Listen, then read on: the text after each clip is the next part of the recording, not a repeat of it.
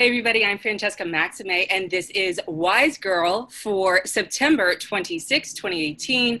It's a beautiful fall day here in New York City, and I'm really happy to really invite what the spirit of Wise Girl is about, inviting your inner wisdom to shine, your inner wise girl or guy. I'm not the wise girl, per se, although some people have accused me of that.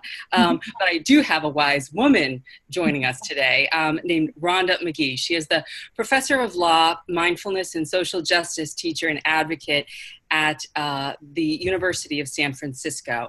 She is an internationally recognized thought and practice leader on integrating mindfulness into higher education, law, and social justice. A fellow of the Mind and Life Institute. She's also a member of the Board of Advisors of the University of Massachusetts Center for Mindfulness and the Board of Directors for the Search Inside Yourself Leadership Institute, and she can explain more about that if you're not familiar with it, but it's exciting what they do.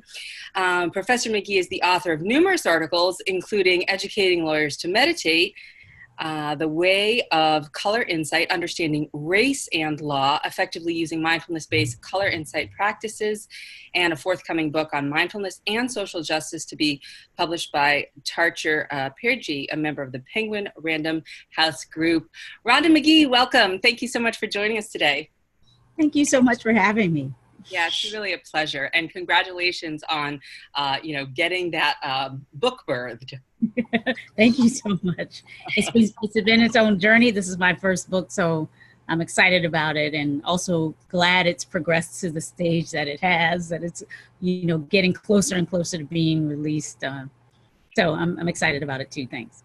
Yeah. And I'm sure it will, as we do with the Bodhisattva vow, for the benefit of all beings, right? Anytime one puts that down on paper, it can disseminate the wisdom there. So may it be so. Yeah, may it be so. And may we also, as I was mentioning earlier, when we were off camera, my sort of lens is this business of applied mindfulness. How do we integrate mindfulness into our daily lives?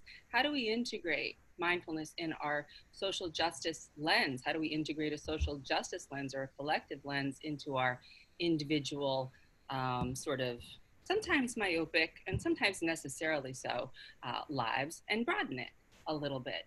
And one of the things that's on the table today is something that's really galvanizing the nation politically right now, and you being a law professor, I thought might want to just share your thoughts about what's happening right now in terms of the Supreme Court. Yeah, so thanks for asking, Francesca. Today is the day that we're hearing from the third accuser to bring allegations of some sort of sexual misconduct against the current Supreme Court nominee, Brett Kavanaugh.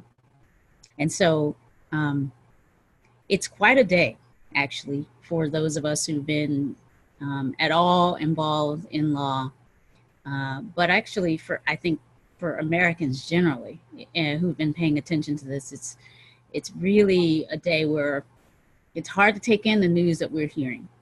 What we're hearing are the kinds of allegations of assault and misconduct and disrespect and harassment that unfortunately are more common than we like to think in many women's experiences in the US and around the world.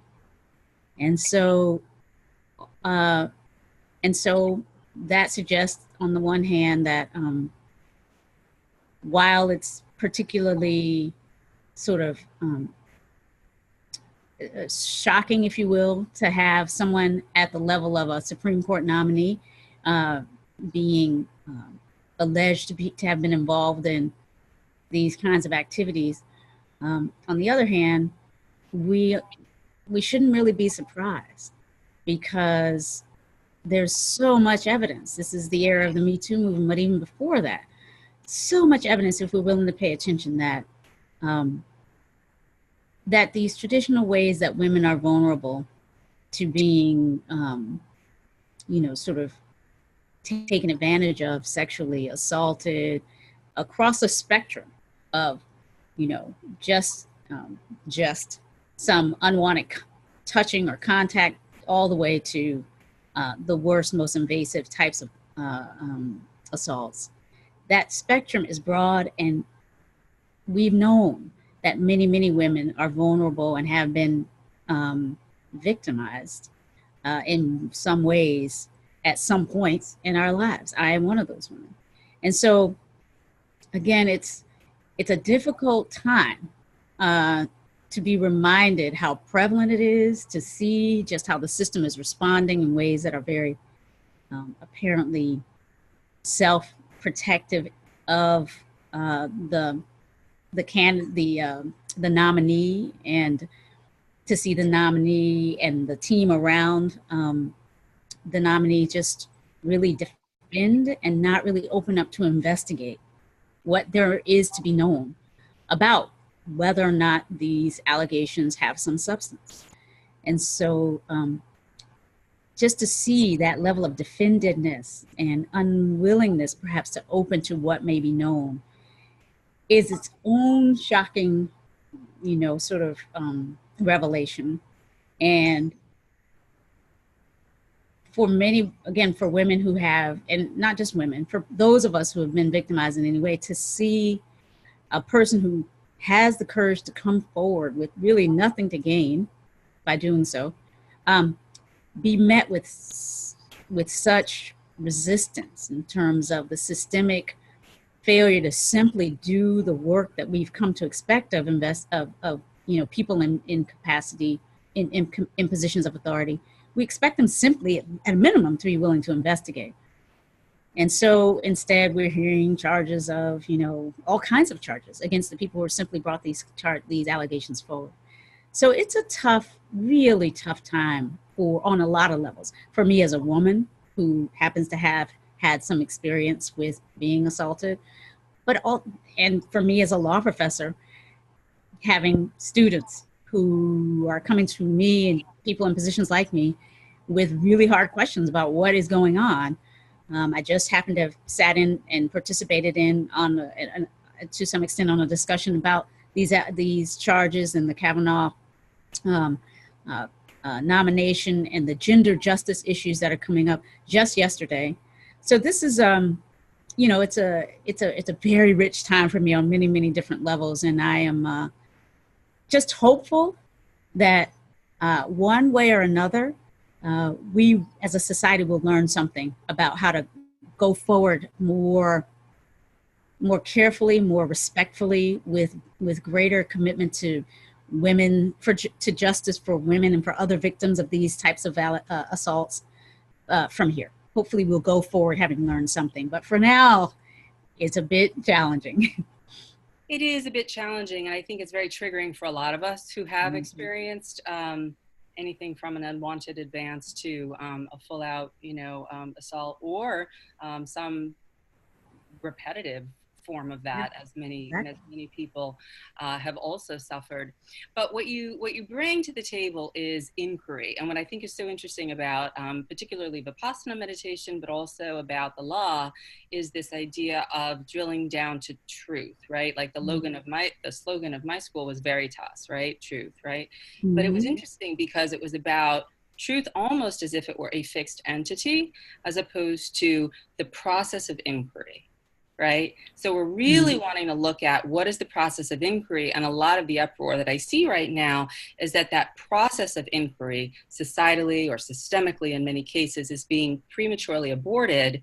And so when you're not even engaging in that dialogue to begin the path and first step of process and inquiry, then you cannot actually see through to fruition what the true outcome would be, and do what the Buddha said, which is get rid of our ignorance and delusional thinking and see what's really here.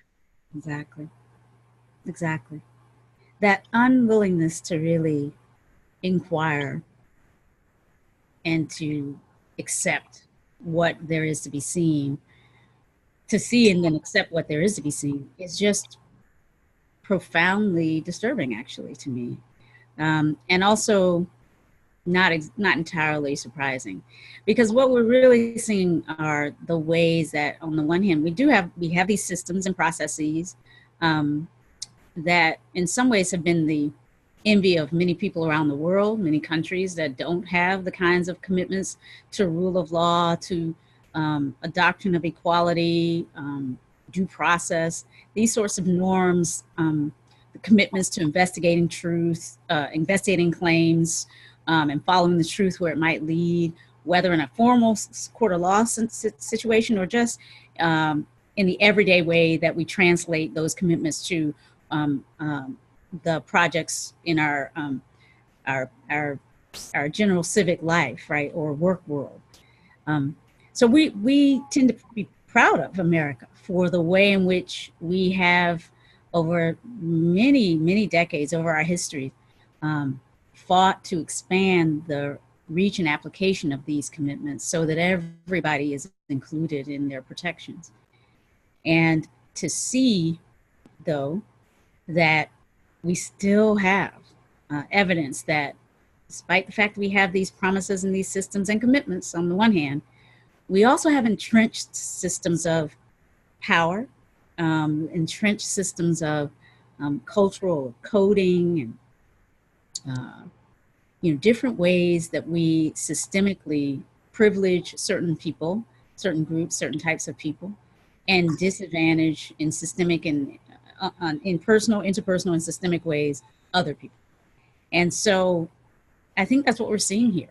The system is only as effective as the culture is, actually. And we often don't realize how much it is the case that whatever happens in law and policy arises out of commitments that are really operating at the ground of at the level of the culture itself. And so to the degree the culture, our culture, has not fully embraced the ongoing call to provide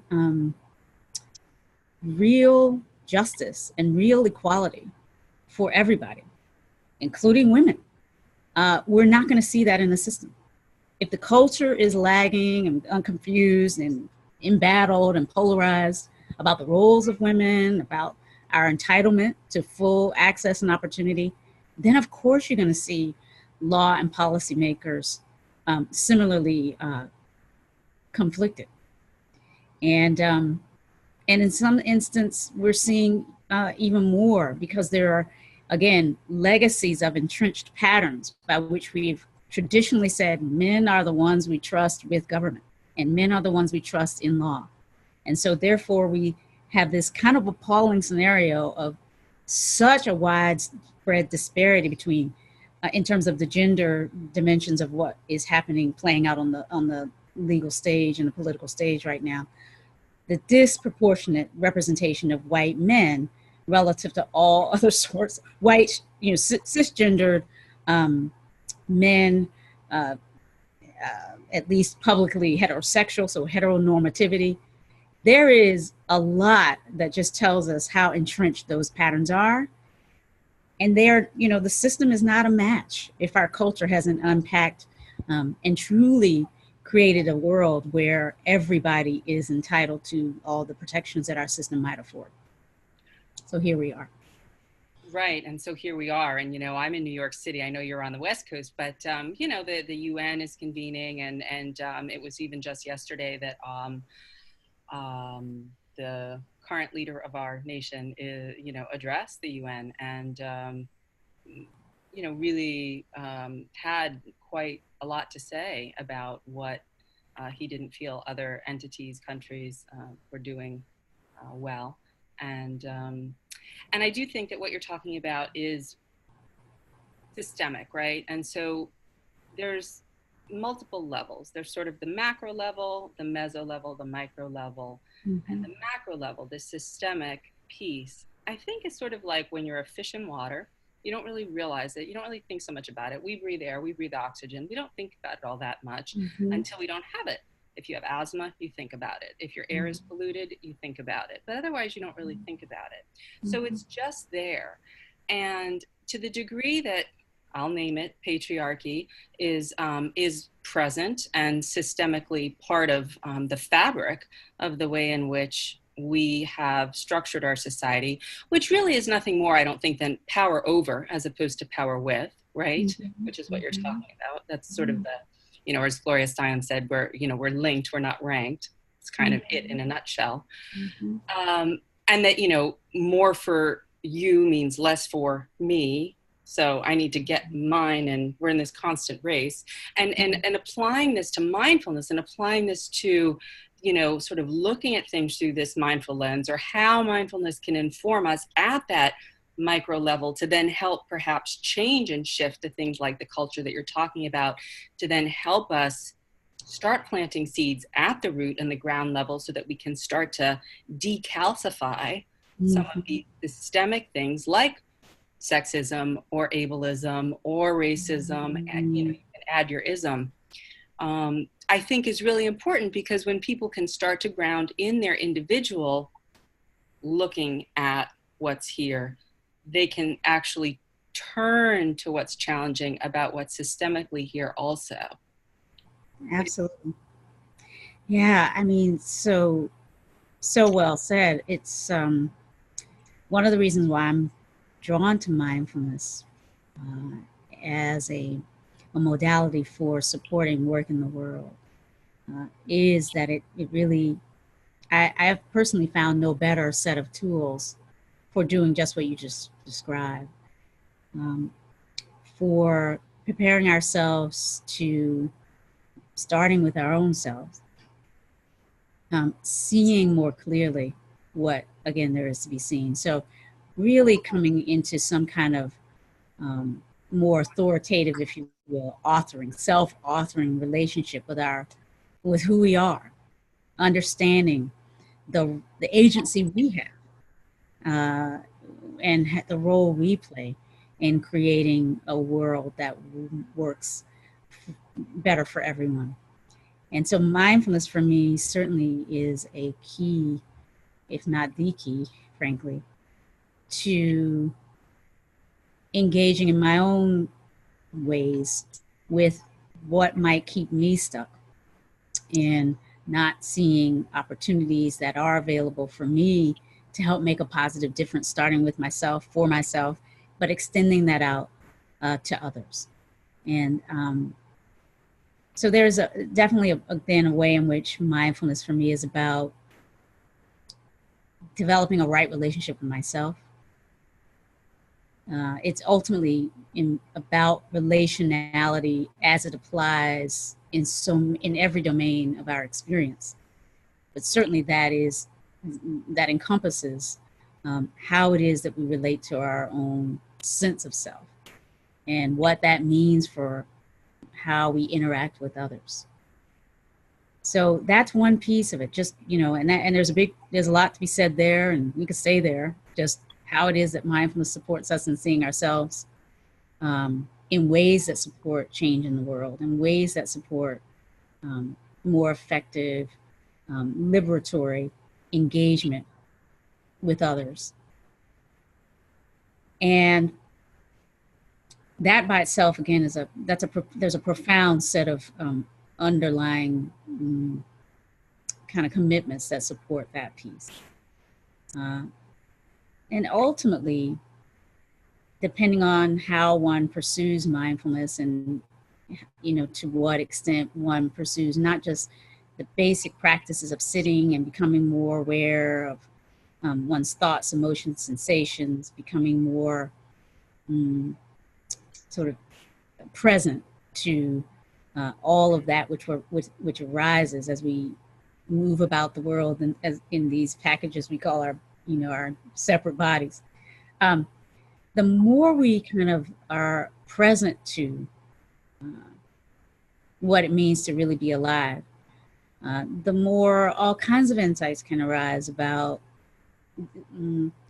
the inherent interconnections we are all living through and making manifest. And for many of us, it can lead to a sort of a different way of being with the sense of the self that is fundamentally committed to, as much as possible, doing no harm. But again, as we all know, just that intention to do no harm doesn't mean, in fact, we won't. And so it's about a deeper commitment to being constantly engaged in the work of repair to the degree we need to be, to minimize, again, the harm that we will do inevitably as human beings in a world together. And so there are just so many ways that I think, again, as we look at just what it means to kind of, from the place of our relative experience, the embodiments that that we've been blessed to be able to inhabit in the world, um, from this place of, being the cisgendered female, racialized Black, in America at this time, didn't choose these things, but this is what showed up, right, in my own experience. And we each, have that same kind of almost uh, absurd, right, experience that we just arrived in a planet with a family, right, with a history, and yet we inhabit it. We come to appreciate, we come to attach, and find a sense of value and meaning and purpose and all of those things. But mindfulness can ultimately help us hold our story, our bit, our piece, our position, our sort of piece of the cloth, if you will, with a certain kind of humility, a certain kind of, a humility that recognizes it's just a piece in a huge mosaic. We'll never fully understand this mystery that we're a part of. So there's a kind of humility that comes with that.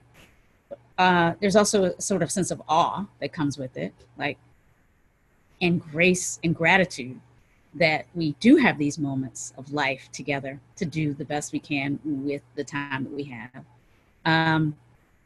There's just so many ways then that, depending on how deep, I would say, that we go with our mindfulness practice, we can be supported in bringing about deeper and deeper transformations, deeper and deeper changes on the ground that may ultimately lead to a different world, a different way of being with one another. I don't think these things necessarily happen overnight, either in ourselves, interpersonally, or systemically. And they may not happen in ways that we ever get to see, actually apprehend. And at the same time, I believe, I trust, there's evidence in my own experience that change is happening, that these practices do bring about changes. So there's some reason for hope, despite all of the challenges that we're in. Yeah, no, I love all of what you're saying, especially our relationality and our interdependence and sort of that, again, going back to process and, not specific to content or fixed states or rigidity, that we're really always sort of evolving, or hopefully evolving, that we're at least always shifting in some way. And that everything is sort of causal and, dependent, and the ways in which we set the GPS, if you will, of our lives is going to be, if not fixed on a set destination, it's the compass, I should say, less the GPS, that we're orienting ourselves towards something, I think, once we open to mindfulness, once we open to this process, that is much more of a commitment to, as I call it, the persistence as opposed to the resistance, for example. It is not defining so much as the anti, but what are we for? Exactly. Or if we're for love, or if we're for connection, or if we're for happiness, then how do we go about that?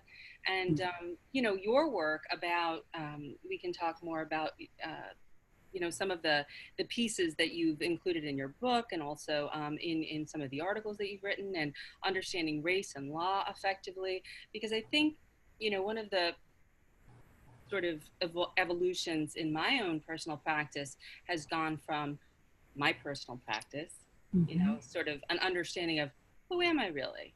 What am I about? How did I get here? All the things you said. What's my positionality within the context? Where am I privileged? Where am I not? All of these different things. And then how do I use that? But being grounded in a sense of, as one of my teachers says, inner nobility and dignity, and then moving forward outside to being able to affect change. When you're talking about racism, when you're talking about the law, when you're talking about what we're seeing now, not only in this country, but also in Europe and in other places, and how that sort of sense of contraction or myopia or limitation can be sort of, neurophysiologically, we can look at the brain and the fear response and all that kind of stuff, Mhm. as opposed to bringing the prefrontal cortex online that mindfulness can do and all of those beautiful things that we know now. But how can we use some of these practices or our awareness in this way? And how can we maybe reimagine, given the way that this country was founded legally, when you're looking at the history of Native Americans, the history of Black Americans, Mhm. how can we begin to take some ownership and begin that process of repair if we are in this process of waking ourselves? Yeah. Well, for me, there's so many different ways to do it. There's so many different doorways into the processes by which we might repair, heal, regenerate, rebuild, start over. Um, I think a really important piece has to do with recognizing what it really means to interbe or to live in interdependence.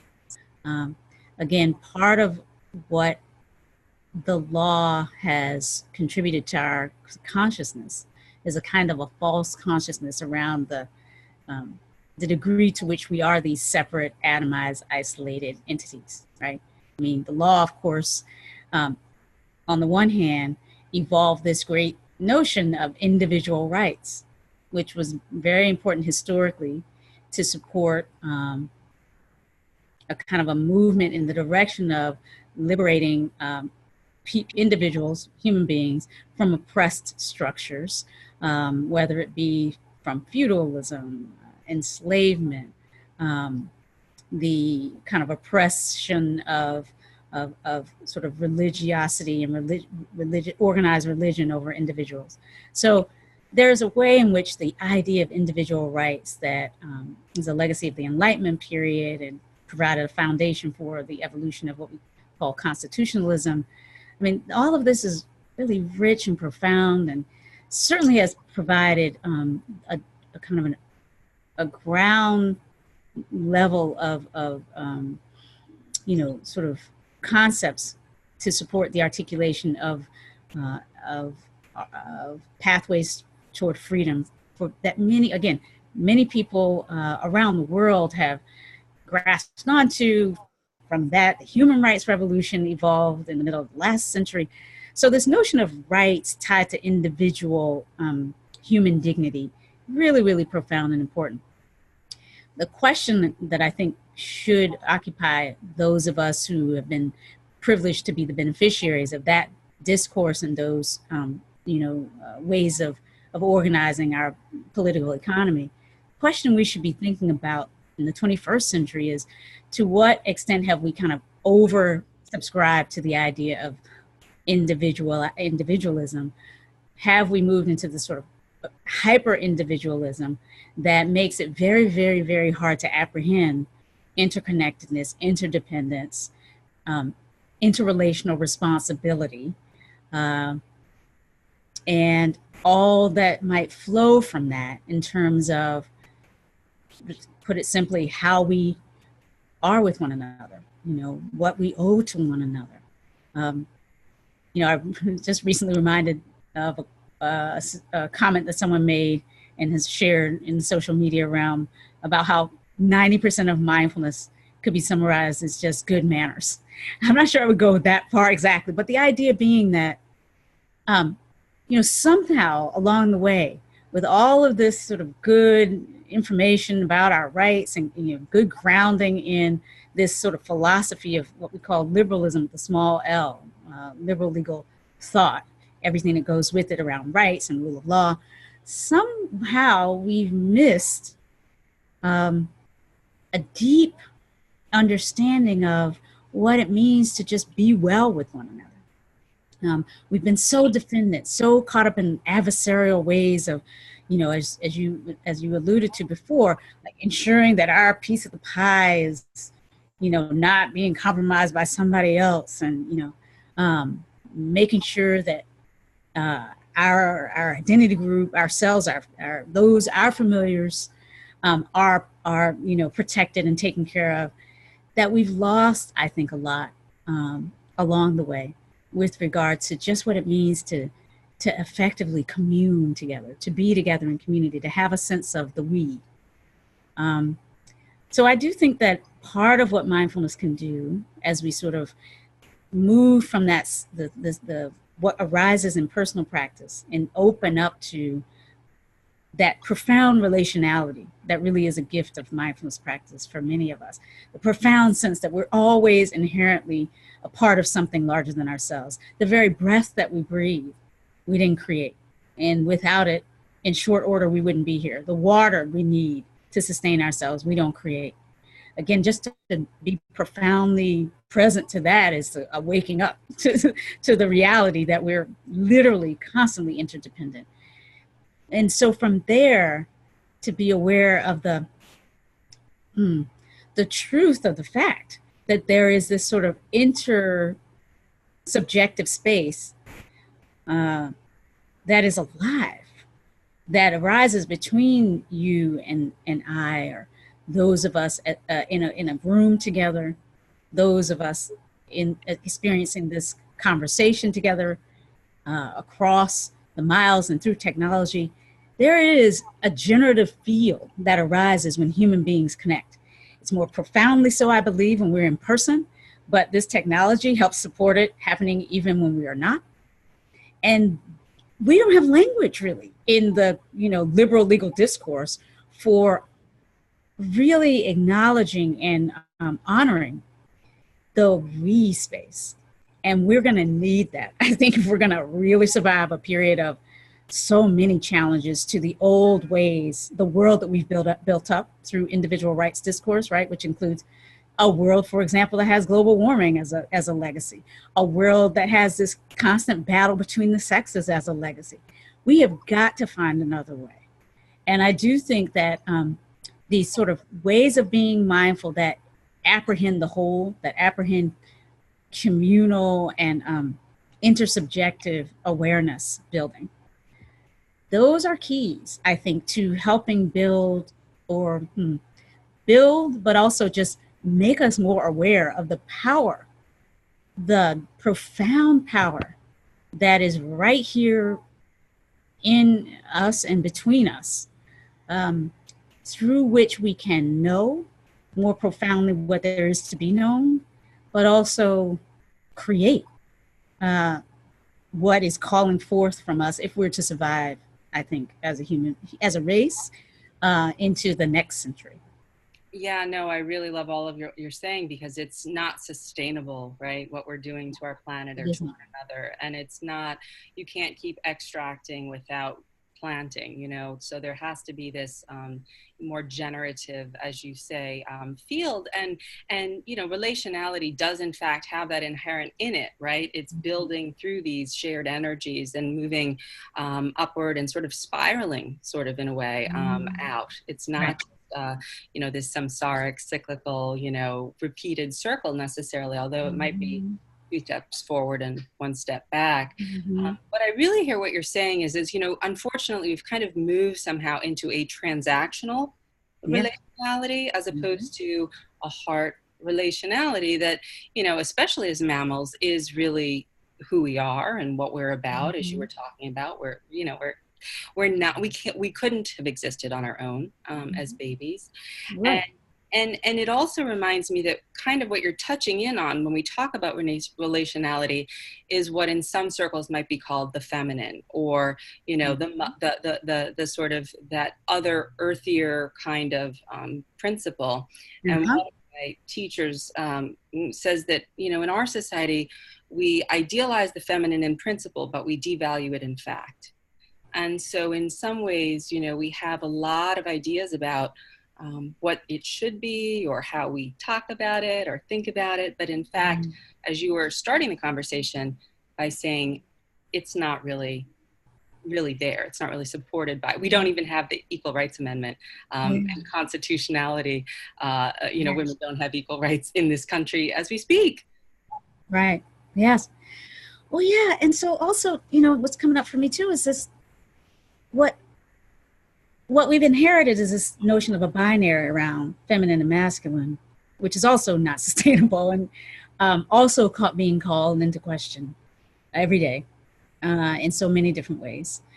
Whether it be from the sort of rise in the naming of gender fluid ways of expressing ourselves as individuals on the one hand, but also just in the ways that we're opening up to what it means to invite everybody to this conversation about what relationality really is, and to name more richly the degree to which, whether we are, in terms of our conventional understanding, male or female, or see ourselves as partaking of the feminine or not, it's part of who we all are.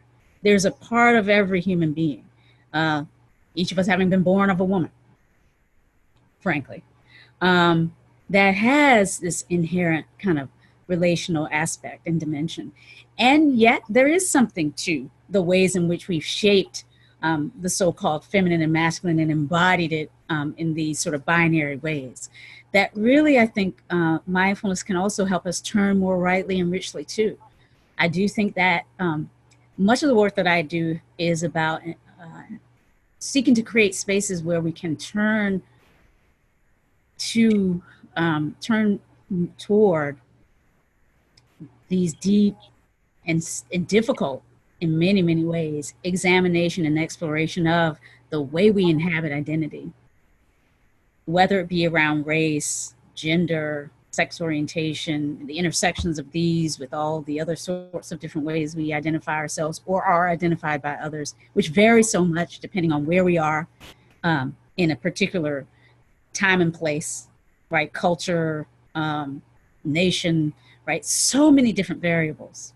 And the sociologist in me is aware of that, that, you know, there are certain things that look pretty persistent across cultures, identity around gender and age. The sociologist will say, no matter where you are in the world, there's some way in which we're making something of age and gender, almost, almost universally, let's just say. But then when it comes to these other ways, the terms that we use may vary so much. Some cultures have a conversation about race that's kind of particularly important in that culture.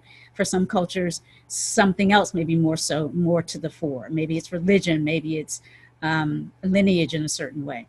So each of us as human beings, we're, again, embedded in time and place. And so there is this tension in mindfulness communities often between the universal experience of humanity and the embodiment, right? The brain, body, the universalities of that. And on the one hand, and the particular differentiations that we know to be a part of our lived experience. And so for me, my work has really been drawn towards helping expand the sense that it's not either universal or particular. It's not particular evolved to universal. It's all part of the great mystery of what it means to be alive, different doorways in. We go in through the door of particular experience, me listening to your story, you listening to mine, and through that kind of experience in real time, the profoundness of our, again, interconnectedness, oneness, similarities in our differences. So I think, to take just that part of the work that I do that is about helping create greater spaciousness and capacity building around doing identity work, let's say, changing some of the narratives and some of the traditional ways we think about identity, which to me is, we're just scratching the surface with this. We're just beginning to figure out how to turn toward these aspects of ourselves in a way that apprehends the way the world is constructed today. Like, there is a world in which something called gender is operating, something called race is operating. It does none of us any real justice to pretend these things aren't happening. But at the same time, we can over-construct and over-reify, if you will, make too fixed these notions of these concepts of around identity. So having that supple capacity to deal with the kind of contradictions, if you will, the paradoxes. There is and isn't something called race that's relevant in my everyday experience. There is and isn't something called gender that I can relate to in a certain kind of way. That sort of radical openness and also a certain kind of adeptness with kind of using language as necessary to try to describe and point toward, as the Buddhists will say, something that's relevant in experience, but while recognizing all the while that we're only ever able to point toward. The language itself, if we kind of try to attach and fix it too tightly, is its own new constraint. And so that's where mindfulness to me is just this radical kind of opening up of capacity to sit in big relationship with what is. And again, when it comes to doing that around identity, I think we're just beginning. And there's a lot of tension between the kind of field of folk who talk about identity, like who are identity specialists, if you will, just social justice advocates on one hand, who haven't embraced a mindful way of holding all of that, right? So bringing mindfulness to that conversation, but on the other hand, bringing the social justice language into the mindfulness conversation, right? So there's mutuality that needs to be engaged in and lots of good work to be done. But we're just beginning. I'm in it, for forever. I honestly believe that it's not about this being side and ancillary to mindfulness. This is mindfulness. This is a part, profoundly an aspect of experience in this body, in this life, this very life.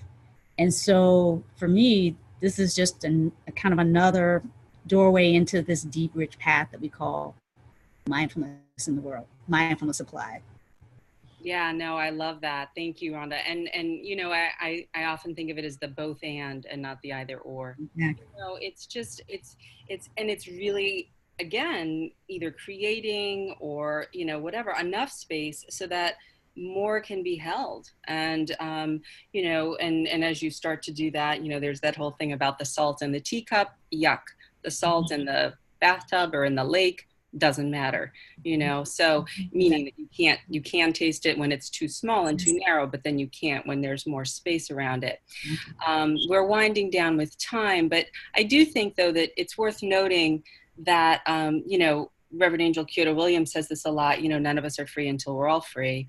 And she, I think, is doing this work very much so front and center also, and really appealing on the white or privileged communities to begin doing particular education around the history of race in this country, how we were founded, how we got here, in order to then be able to have a more informed dialogue with understanding how this applies to not only our own personal mindfulness practice, but then informing how we comport ourselves going forward. Absolutely. So, could you just maybe touch on that before we close? Sure. Yeah, I mean, again, I've used the concept of the in mindfulness, we talk about being present to the moments of our lives in a certain kind of way. And for me here, this is an opportunity to reflect on what we mean by the moment. And to me, it's this long, broad, and deep moment that includes our history. Always, it's always in us. And it's an invitation to kind of, for all of us, to look at how we got here as part of what it means to be here. In other words, right, this idea of mindfulness is just being about like this moment, this breath, can lead to a kind of myopic, overly narrow exploration of what is there to be seen.